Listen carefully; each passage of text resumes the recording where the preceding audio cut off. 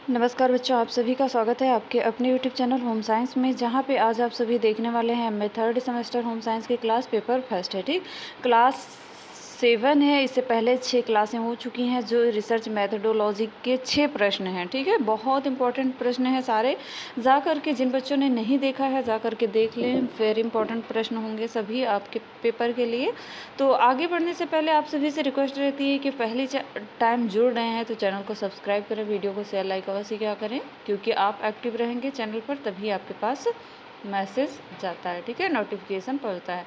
तो फटाक से करिए शेयर ग्रुप में और बढ़िए आगे। पहला प्रश्न आपकी स्क्रीन पर आ चुका है। प्रश्न हमारा कह रहा है कि अनुसंधान जिसे हम कहते हैं रिसर्च, समस्या की विशेषताएं बताइए तथा अनुसंधान समस्या के चयन से संबंधित व्यवहारिक तथ्य को स्पष्ट कीजिए। ठीक है, तो इसकी हम विशेषता जानेंगे और इससे जो संबंधित समस्या है उसके व्यवहारिक तथ्य के बारे में भी जानेंगे। ठीक है, तो अनुसंधान समस्या की विशेषताएं क्या हैं, आइए आगे बढ़ते हैं। एक अच्छी अनुसंधान समस्या में निम्नलिखित विशेषताएं होनी चाहिए। पहला होता है कि स्पष्टता होनी चाहिए। पहले हम अनुसंधान समस्या की विशेषता के बारे में जानेंगे। ठीक है, क्योंकि इसमें स्पष्टता होगी तभी अनुसंधान समस्या स्पष्टता और समझने में आसान होनी चाहिए। इसी में कोई अस्पष्टता या भ्रम नहीं होना चाहिए। अगर हम देखें तो इसको अगर समस्या हटा देते हैं, सिर्फ विशेषता कहते हैं तो विशेषता ही बताएंगे। और ये समस्या पढ़ रहे हैं तो समस्या में आ जाता है, यहाँ पे बताया गया है कि स्पष्टता नहीं होगी तो समस्या क्रिएट होगी। ठीक है, स्पष्टता ही होनी चाहिए अनुसंधान में। ठीक है, तो समझ में आ रहा है।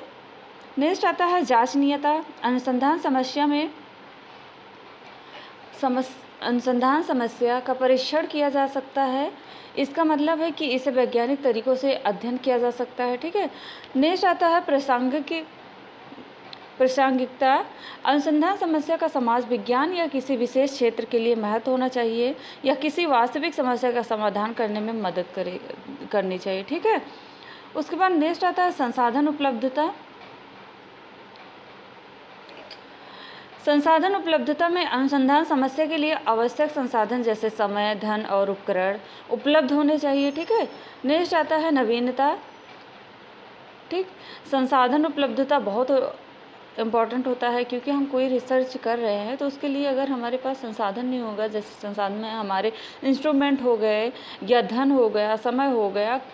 अगर समय नहीं है तो कुछ भी नहीं कर सकते हो, है ना। धन होना चाहिए, समय होना चाहिए, उपकरण होना चाहिए, तो हमारे संसाधन उपलब्धता होनी ही चाहिए। ठीक है, अगर नहीं है तो ये समस्या क्रिएट होगी और समस्या क्रिएट होगी तो आप अच्छे तरीके से रिसर्च नहीं कर पाएंगे।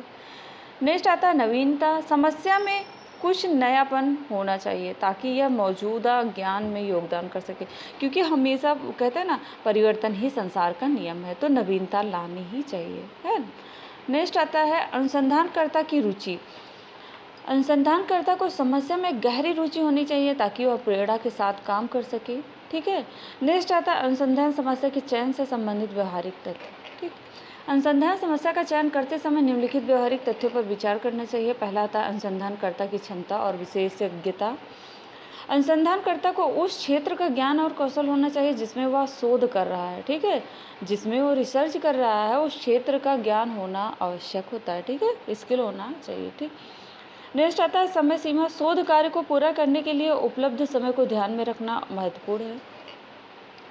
नेक्स्ट आता है वित्तीय संसाधन। शोध के लिए आवश्यक धन की उपलब्धता भी एक महत्वपूर्ण कारक है। नेक्स्ट आता है डेटा की उपलब्धता। शोध के लिए आवश्यक डेटा और जानकारी आसानी से उपलब्ध होनी चाहिए। उसके बाद आता है सामाजिक प्रासंगिकता। समस्या का चयन करते समय यह सुनिश्चित करना चाहिए कि इसका समाज पर सकारात्मक प्रभाव पड़ेगा। ठीक है, उसके बाद पर्यवेक्षक का मार्गदर्शक। पर्यवेक्षक सुपरवाइजर होते हैं की सलाह और मार्गदर्शक लेना भी महत्वपूर्ण होता है, क्योंकि वे अनुभव के आधार पर ही सही दिशा देंगे। ठीक है, आगे हम जानते हैं अनुसंधान समस्या की विशेषता स्पष्ट जांचनीयता होनी चाहिए और प्रासंगिकता, संसाधन उपलब्धता, नवीनता और अनुसंधानकर्ता की रुचि होनी चाहिए। अनुसंधान समस्या के चयन से संबंधित व्यवहारिक तथ्य, अनुसंधानकर्ता की क्षमता, समय सीमा, वित्तीय संसाधन, डेटा की उपलब्धता, सामाजिक प्रासंगिकता और पर्यवेक्षक का मार्गदर्शक, ये सभी होने चाहिए। ठीक है, अब सामाजिक अनुसंधान के उद्देश्य का जानते हैं। उद्देश्य का वर्णन। सामाजिक अनुसंधान का मुख्य उद्देश्य सामाजिक घटनाओं, व्यवहारों और दृष्टिकोणों का व्यवस्थित अध्ययन करके ज्ञान का विकास करना है। इसके प्रमुख उद्देश्य निम्नलिखित हैं, ठीक है। नंबर 1 आता है ज्ञान की प्राप्ति, क्योंकि सामाजिक अनुसंधान का एक महत्वपूर्ण उद्देश्य सामाजिक घटनाओं के बारे में वैज्ञानिक ज्ञान प्राप्त करना है। यह नवीन तथ्यों की खोज करता है और मौजूदा ज्ञान का सत्यापन करता है, ठीक। नेक्स्ट आता है मानव व्यवहार को समझना। यह मानव व्यवहार को समझने में सहायता करता है, जिससे सामाजिक समस्याओं का समाधान करने में मदद मिलती है, ठीक है। नेक्स्ट आता है भविष्यवाणी करने में सहायक। सामाजिक अनुसंधान भविष्य के बारे में जानकारी प्रदान करने में सहायक होता है, जिससे समाज को आगे बढ़ने में मदद मिलती है, ठीक है।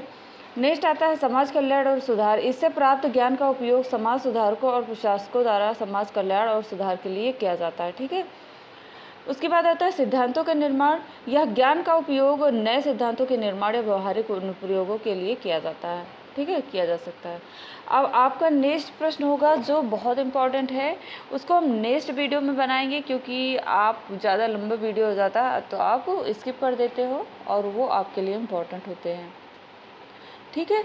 और जो फर्स्ट टाइम जुड़े हैं चैनल को सब्सक्राइब करें, वीडियो को शेयर लाइक अवश्य किया करें।